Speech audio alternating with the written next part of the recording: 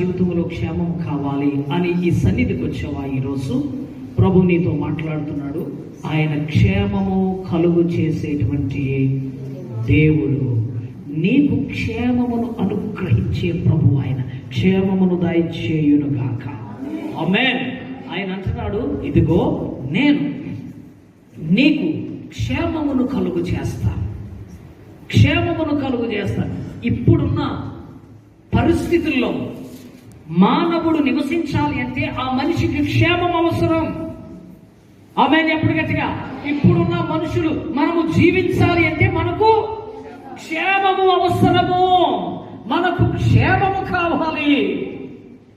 క్షేమము అవసరం మన కుటుంబాలకి, మన బిడ్డలకు, మన కుటుంబాలకి, మన జీవితాలకి క్షేమము కలుగునుగాక. క్షేమము అవసరమై ఉన్నది.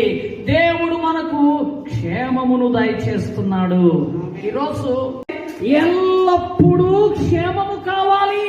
ఇప్పుడు కావాలి క్షేమం, కాసేపటి క్రితం కావాలి క్షేమం, నిద్రపోయేటప్పుడు కావాలి, రేపు ఉదయం లేచేటప్పుడు క్షేమం కావాలి. నాకు కావాలి, నా కుటుంబానికి క్షేమము కావాలి. ఒక మాట అండి, ఆ క్షేమము లేకపోవడమే కదా, ఆ క్షేమము లేకపోవడమే కదా ఇన్ని సమస్యలు ఏర్పడుతున్నాయి.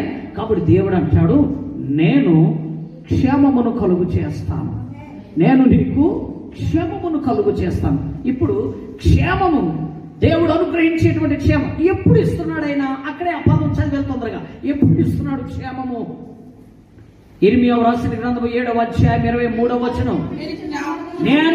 నేను నీకు ఆజ్ఞాపించుచున్న మార్గం అంతటిలో మీరు నడుచుకోవాలి. చెప్పలు కూడా గట్టిగా, నేను ఆజ్ఞాపించుచున్న మార్గం అంతట్లో మీరు నడుచుకోవాలి. అప్పుడు నేను మీకు క్షేమమును కలుగు చేస్తున్నాను. ఇవాళ ఇన్ని ఆశీర్వాదాలు అంటే చాలా వండర్ఫుల్. దేవుడు మిమ్మల్ని దీవించును గాక. దేవుడు చెప్తున్న మాట, నేను నీ జీవితంలో క్షేమమును దయచేస్తాను. క్షేమం ఇచ్చేస్తాను నీ జీవితంలో. అంత మాత్రమే కాదు, నేను క్షేమం ఎప్పుడు ఇస్తాను?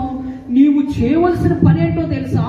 నేను నీకు ఆజ్ఞాపించిన మార్గమంతటిలో నీవు నడుచుకోవాలి. దేవుడు ఒక మార్గమును ఏర్పాటు చేశాడు. ఆమేన్ చెప్పండి గట్టిగా.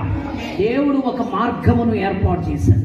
ఆ మార్గములో నేను, నా పిల్లలు, నా కుటుంబము, నీవు, నీ పిల్లలు, నీ కుటుంబము, సంఘము, మనమందరము కూడా దేవుని మార్గములో నడుచుకోవాలి.